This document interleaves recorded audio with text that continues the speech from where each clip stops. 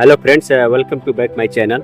अगर आप इलेक्ट्रीशियन हैं और यूरोप ग्रीस में आना चाहते हैं और चाहे इजराइल आना चाहते हैं और आपको तैयारी करके इंटरव्यू में पास करना चाहते हैं, तो इंटरव्यू में आप कैसे पास कर सकते हैं और आपको क्या चीज़ का तैयारी करना चाहिए और किस तरह से आप इंटरव्यू में जाके आप बात कर सकते हैं, ये मैं सेटअप बाय सेटअप बताने वाला हूँ। तो आप वीडियो को बिल्कुल स्किप मत करिए। अगर वीडियो अच्छा लगे तो लाइक और सब्सक्राइब कर लीजिए। और इस वीडियो में हम ये सारा चीज़ बताने वाले हैं कि अगर आप इलेक्ट्रिशियन से रिलेटेड क्या क्या क्वेश्चन हो सकता है इंटरव्यू में, वो भी टेबल टेस्ट होगा। तो आप चलिए, मैं देखिए फ्रेंड्स, ये क्या अंतर रहता है कि जिस इलेक्ट्रिशियन को अगर कम नॉलेज है वो पास हो जाता है, और जिस इलेक्ट्रिशियन को जो इलेक्ट्रिशियन अगर ज़्यादा जानकारी है, ज़्यादा मालूम है, वो फेल हो जाता है। क्योंकि ऐसा अक्सर देखते हैं आप, वो भी इजराइल, यूरोप और ग्रीस, इजराइल के लिए, ये इस कंट्री के लिए फेल हो जाता है। बाकी मैं दूसरे कंट्री के लिए नहीं बता रहा हूँ, गल्फ के लिए नहीं बता रहा हूँ। इस कंट्री में, यूरोप और ग्रीस में और इजराइल में आने के लिए जो आदमी अगर ज़्यादा नॉलेज है इलेक्ट्रिकल, तो वो भी आदमी इंटरव्यू में फेल हो जाता है, वो भी डायनेमिक ऑफिस में। ऐसा क्यों होता है? तो इस वीडियो को आप पूरा वॉच करिए, आपको समझ में आ जाएगा।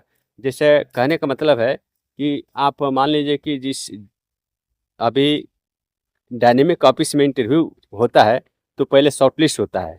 शॉर्टलिस्ट होता है तो उसमें आपको इंटरव्यू होता है कि वो डायनेमिक आपको इंटरव्यू लेता है कि ये बंदा मतलब काम लायक है और काम का जानकारी है कि नहीं है, वो चेक करता है।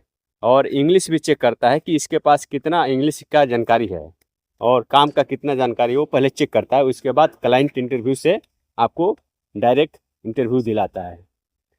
तो हम अभी मान लीजिए कि आप अगर डायनेमिक ऑफिस में इंटरव्यू देने जाते हैं, ठीक है, तो आप क्या तैयारी करके जा सकते हैं। जैसे रिलैक्स होकर जाइएगा, बीन एकदम मतलब मस्त में, कोई भी चीज़ का टेंशन मत लीजिए। फेल होगा पास होगा वो तो सब नसीब का खेल होता है, लेकिन अपना बिंदास मतलब से रिलैक्स होकर जाइएगा। और दूसरा बात है कि जब इंटर करते समय उनको गुड मॉर्निंग, गुड आफ्टरनून ऐसे बोल सकते हैं। और उसके बाद वो आपको बोलेंगे कि आप किस कंट्री में जाना चाहते हैं, किस कंट्री के लिए आप जाओगे, तो आप बता सकते हैं कि हम ग्रीस जाना चाहते हैं, यूरोप जाना चाहते हैं, इजराइल जाना चाहते हैं। आप जिस कंट्री में आप जाना चाहते हैं उस कंट्री के आप बता सकते हैं। फिर वो आपको ये पूछेंगे कि टेल मी अबाउट योरसेल्फ, मतलब आप अपने बारे में कुछ बताइए उनको। तो आप यही बोल सकते हैं कि my name is electrician life hero. देखिए, मैं इलेक्ट्रिशियन लाइफ, मैं अपना नाम नहीं बता रहा हूँ, मैं अपना चैनल का नाम बता रहा हूँ, ठीक है। तो आप ऐसे बोल सकते हैं, my name is electrician life hero, I am an electrician, I have 16 years experience in electrical work. ऐसे आप बोल सकते हैं, ठीक है।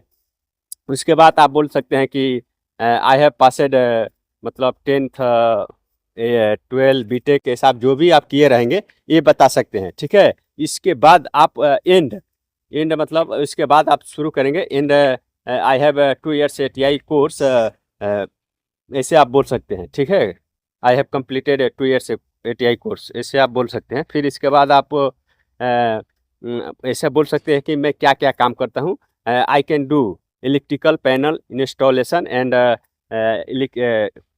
कंडुइट वायरिंग, डीबी ड्रेसिंग, ऐसे केबल ट्रे, इस टाइप का अपना जो भी काम रहेगा इस टाइप का आप बता सकते हैं। जैसे I can do panel installation and other, मतलब जैसे ऐसे आप जितना काम नॉलेज रहेगा ऐसे ऐसे आप सब बोल देंगे। यहाँ तक तो हो गया आपका, ठीक है। उसके बाद तो वो आपका बात ख़त्म, यहीं तक आपका इंग्लिश रहता है। इंग्लिश में अभी अब ज़्यादातर आपको ज़्यादा नहीं सवाल होगा।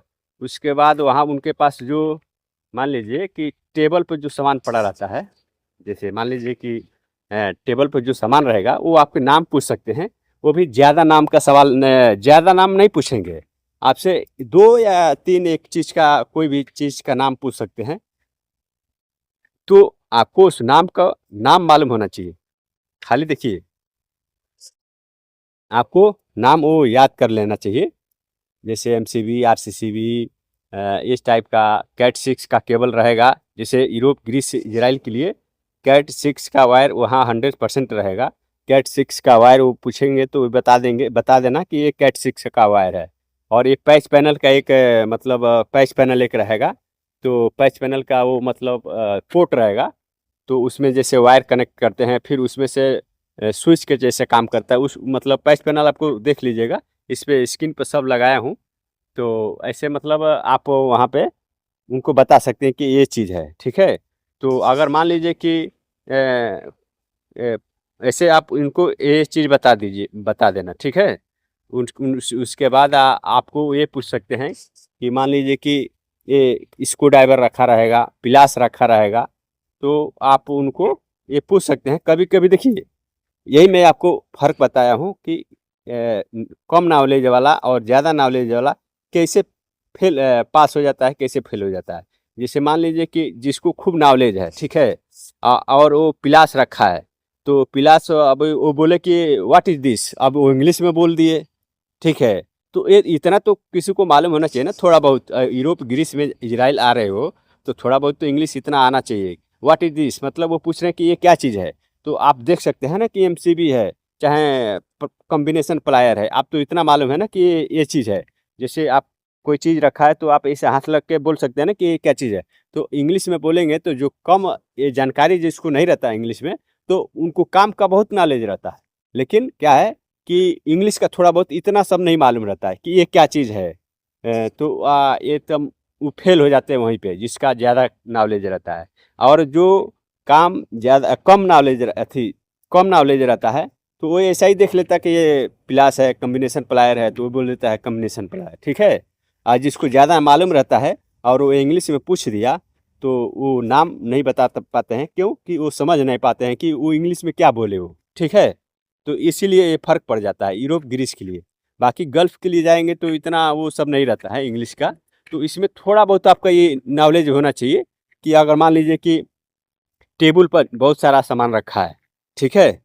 तो आपको बोलेंगे यूरोप, ग्रीस में अगर आएँगे, आना चाहते हैं, काम करना चाहते हैं, अच्छा पैसा कमाना चाहते हैं, तो थोड़ा-सा इंग्लिश प्रैक्टिस कर लीजिए कि ये क्या चीज़ है, व्हिच माने कौन-सा, ये सब थोड़ा बहुत ही जानकारी कर लेंगे, तो वहाँ इंटरव्यू देने के लिए आपका मतलब काम। तो आप लोग वीडियो को सब्सक्राइब कर लीजिए, और मेरा चैनल को इलेक्ट्रीशियन लाइफ यूरोप लिखा होगा, उसको सब्सक्राइब कर लीजिए।